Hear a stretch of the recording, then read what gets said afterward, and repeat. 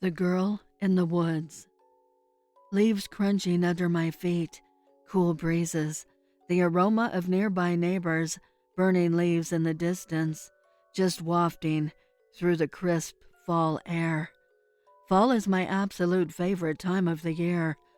I think my most favorite part of all is the way the brightly colored leaves in the trees contrast against the gray skies. The autumn months in Pennsylvania are just beautiful. I've grown to really appreciate the beauty of nature and all it has to offer. The woods are old. They have stories to tell. Don't be fooled, though, by all the beauty around you in the woods. Nature can be both cruel and kind, so the woods are tinged with sadness amongst the beauty. This is what brings me to a story about a particular walk in the woods that I took that still chills me to the bone. I'd like to share it with you now. My name is Wilhelmina, Mina for short. I've lived in this part of Pennsylvania my whole life, grown up in and around these woods. I take daily walks in the woods behind my home.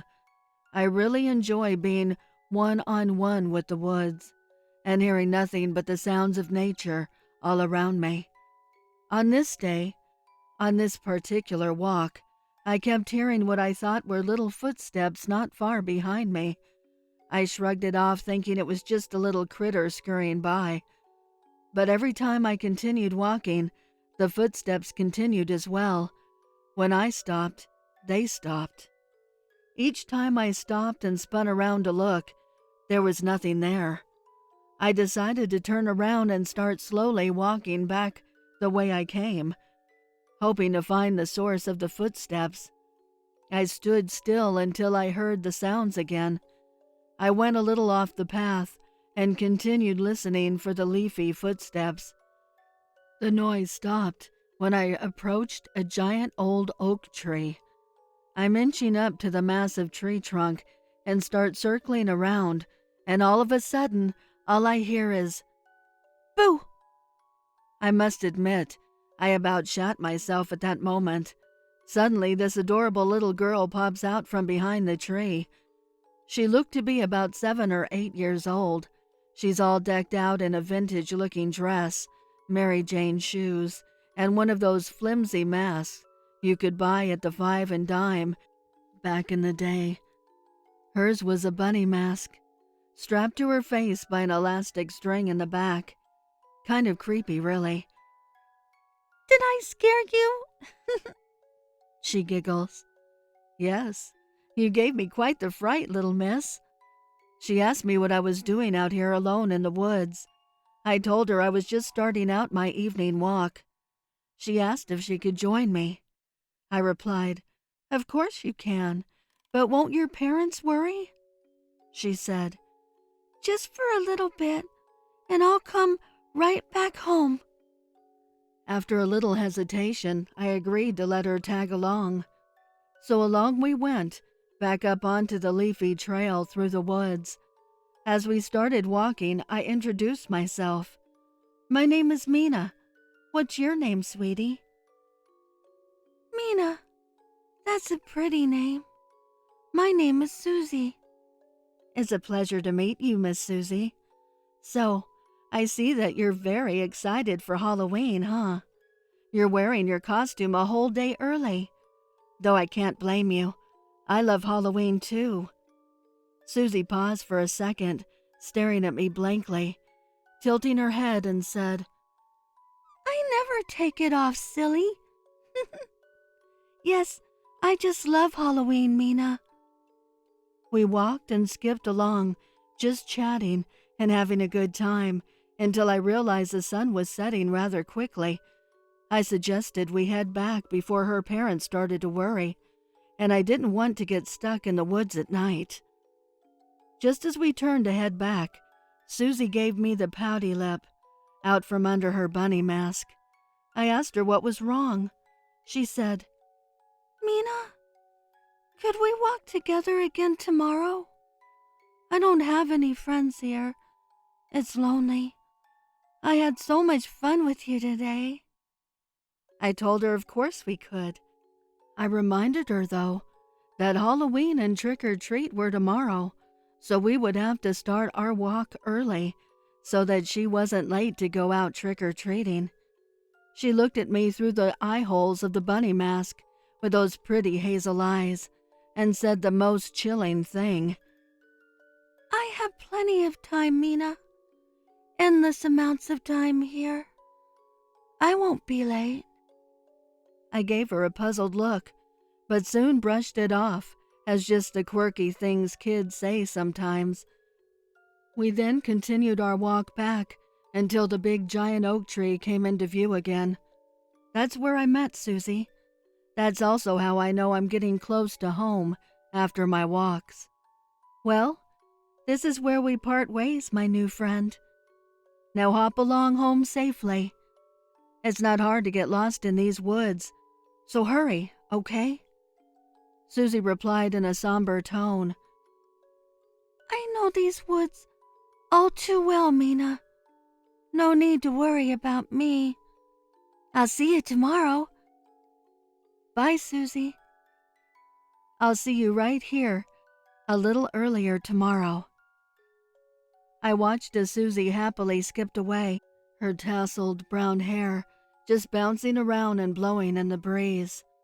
A faint, "See you tomorrow, Mina," could be heard faintly in the distance. The elastic from the mask all tangled in her hair. How painful that must be, I thought. I laughed it off and made my way out of the woods and back home just before dark. The next morning I woke up and remembered it was Halloween. I still get excited like a child when it comes to Halloween. I always carve multiple pumpkins, buy lots and lots of candy to pass out, and decorate my house inside and out weeks before Halloween. After waking up, getting ready, having my morning coffee, I put the final touches on all of the decorations for this evening.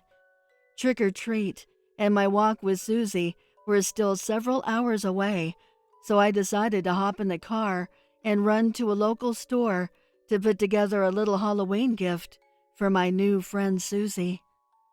I browsed the Halloween aisles for something I thought she would like. I decided to get one of those orange jack-o'-lantern buckets with the handle. I got some things to fill it up, such as a small flashlight, a glow stick necklace, a cute stuffed bat, and a few kinds of candy. I got home with all the stuff and stuffed the jack-o'-lantern bucket with all of the goodies and a Halloween card tucked inside that said, "Happy Halloween, Susie. I hope you get all the best candy this year. Sincerely, your friend Mina."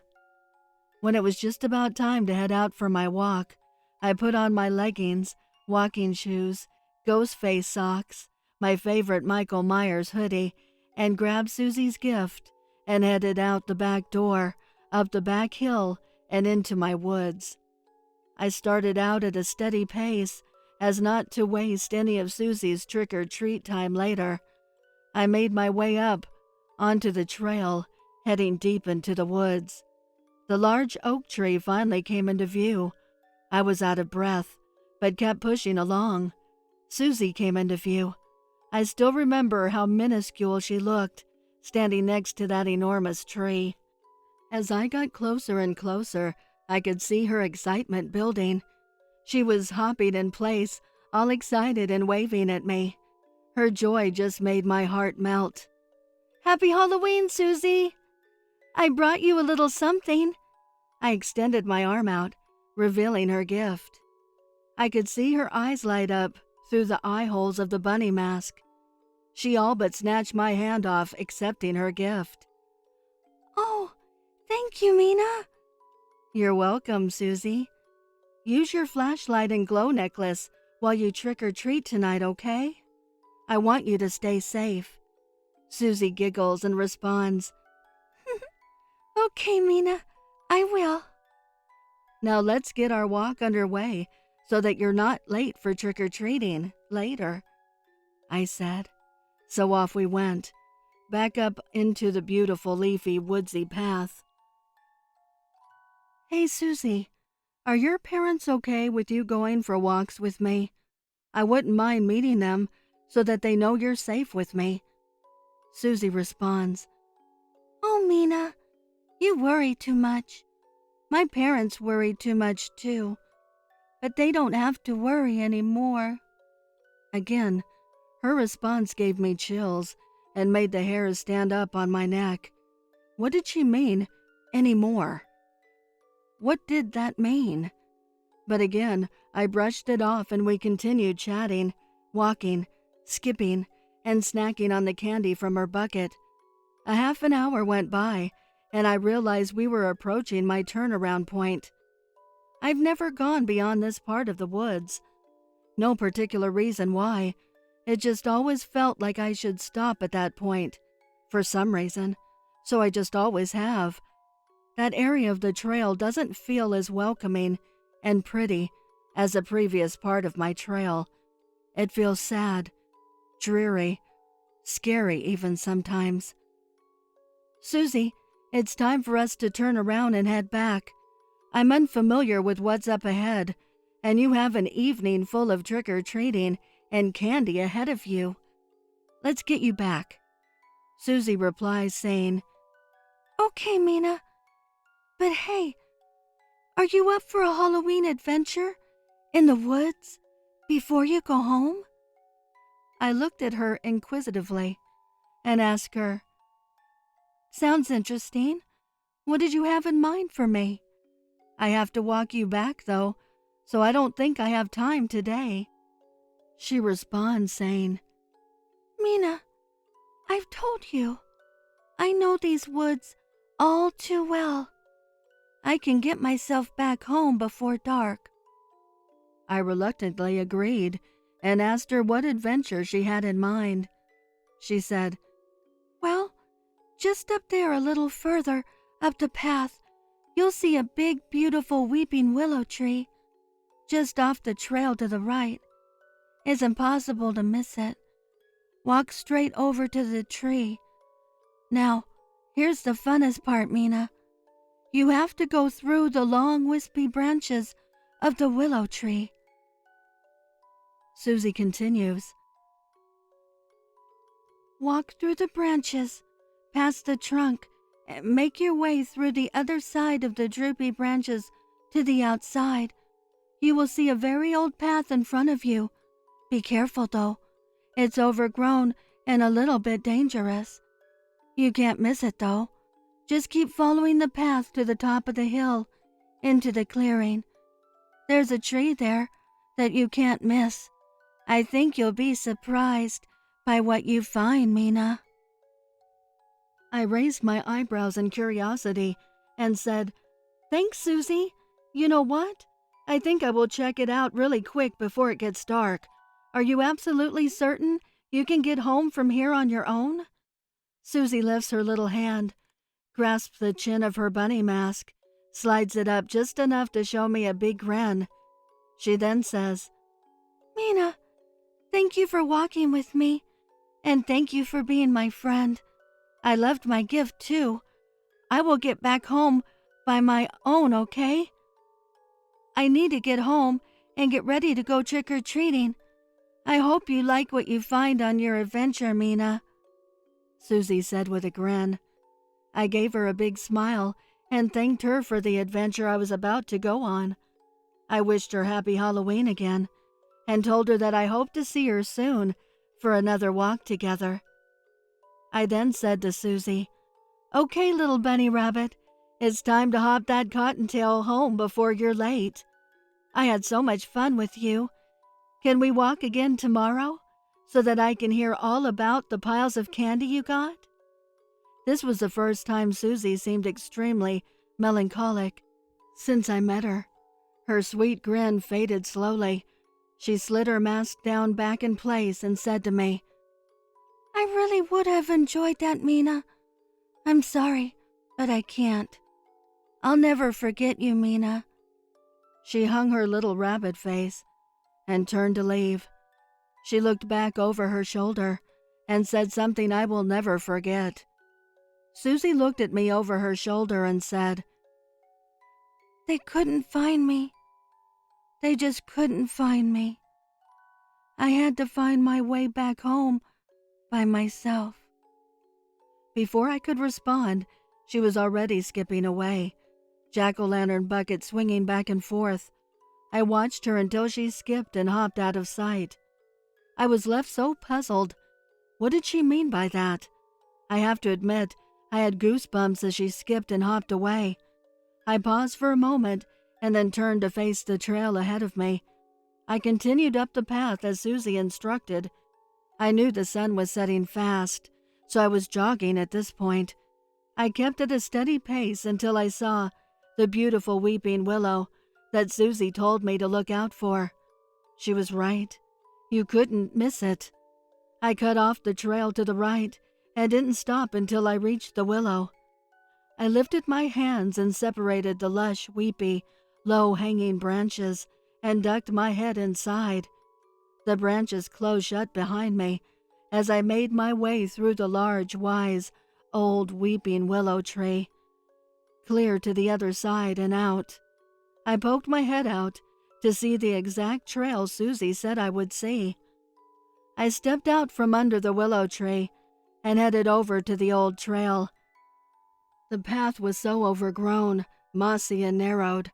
I carefully but swiftly followed the mossy trail and then uphill for quite a while to a clearing at the top of the mossy rocky hill, just like Susie said. I made it to the top of the hill and was mesmerized by the size and beauty of the huge old red maple tree that stood before me. It stood out so much in this empty meadow. The trunk of that magnificent tree was massive.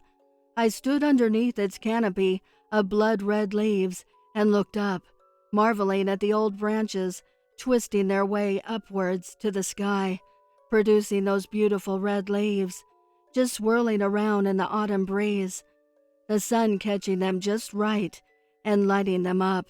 It was so enchanting to see. I approached the trunk and placed my hand on its bark. I then made my way around the massive base, walking around, sliding my hand along the deep ridges in the old bark. As I just about made a full circle around the trunk of the tree, something caught my eye that I hadn't noticed before. It looked like cement peeking out from years' worth of leaves and earth. It looked unnatural and out of place. My morbid curiosity got the best of me, so I then knelt down and pulled my hoodie sleeves over my hands and started clearing away all of the leaves and dirt so that I could see what was underneath. What I revealed was a headstone. A headstone in the middle of the woods? Intrigued, I used my sleeve to clear all the dirt off the front of the headstone to see what it said. It was so old and weathered. The sun was setting fast, so it was so hard to make out what the headstone said. Suddenly, a gust of chilly fall wind made the branches of the maple tree sway in such a way that the last rays of sun from the day shone upon that headstone, illuminating it just enough to read. What I saw made my eyes widen, my jaw drop, and every hair on my entire body stood erect.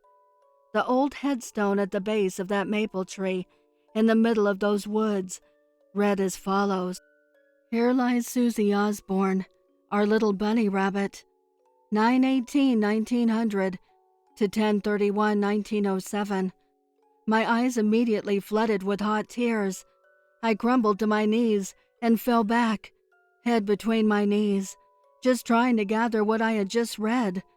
There's no way that's my Susie, I thought. No way. I had to collect myself, though, because it was nearly dark out and I needed to get home fast. I took a few deep breaths, told myself to be strong, and I got up and started heading back the way I came. With Susie and so many questions and a lot of fear on my mind, I hurried back down the hill, nearly falling several times, made my way back through the willow tree and back up onto my trail. I was at a full sprint at that point from the adrenaline rush and fear. I had so many questions. Was I assuming things? There's no way that's the same Susie. I'll see her tomorrow, and this will all just be a creepy coincidence, I told myself. I kept up that sprint until I realized I was close to the familiar old oak tree where I first met Susie. That tree also meant I was almost home. I slowed to a walk as I approached the part of the trail next to Susie's tree. I'm not sure why I stopped, but I felt compelled to. I left the path and walked over to the trunk of the ancient oak tree. I circled around the base of the tree, hoping to see Susie pop out at me safe and sound. I needed to know she was okay. Instead of finding Susie, what I found still chills me to the core today.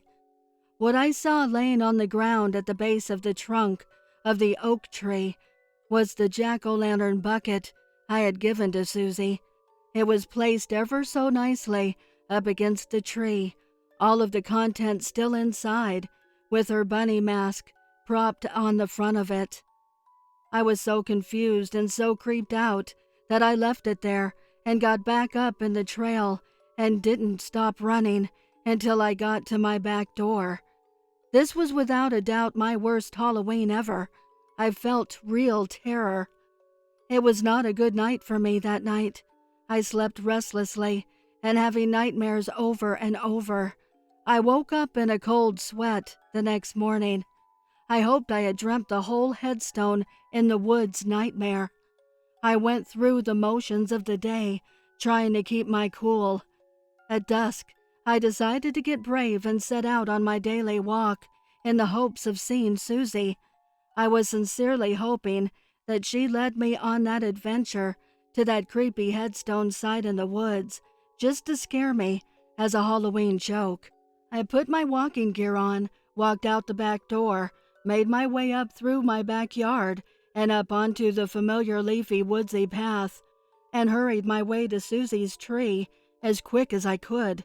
I came to a halt as soon as I came to the oak tree. I made 2 full circles all the way around, calling her name even. The jack-o'-lantern still remained on the ground up against the tree base. The bunny mask was gone, though. Day after day, for months, I waited for Susie at that oak tree before I set out for my walks. One winter evening, I finally gave up searching for Susie.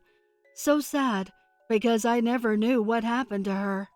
My curiosity got the best of me one evening, though.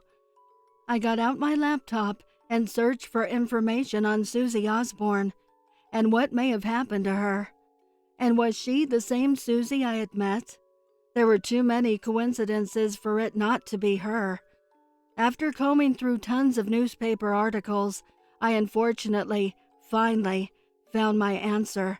It turns out that on Halloween Day in 1907, Susie Osborne was out trick-or-treating by herself against the wishes of her parents. She then told them she was going with her best friend Sarah. This was a lie, of course. Susie wanted to be adventurous and go trick-or-treating all by herself. Apparently, after trick-or-treating was finished in her neighborhood, instead of going home, Susie thought it would be fun to go on an adventure alone in the woods, since it was Halloween after all. She placed her bag of candy up against that big oak tree and headed up the path, blindly, in the dark. Sweet little Susie, in her bunny costume, never made it home that Halloween night. She got lost in those woods.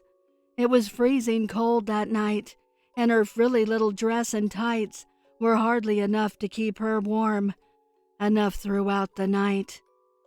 The first thing her parents found was the bag of candy by the oak tree. They searched unsuccessfully for days until they finally found her off the path, through the weeping willow tree, and up the hilly path, and up onto the clearing where the enchanting maple tree thrived. At the base of the tree, they found their daughter Susie's tiny, frozen body, bunny mask still on, and curled up in a fetal position. Susie led me to that spot so that I could know what happened to her, so someone could find her again. She's lost over and over every day in some other dimension, and it breaks my heart. These are now Susie's woods. I still walk this trail daily so that Susie isn't lonely ever again. Even though I've never seen her since, I still speak to her and tell her she's not alone. I always tell her to rest in sweet peace and happy Halloween every day. I hope to see my friend again next Halloween. We're always up for an adventure. Happy Halloween, everyone. And don't forget, have respect for nature, the woods, its beauty, and its history, whether it be dark or light. We all have our scars, even nature, too.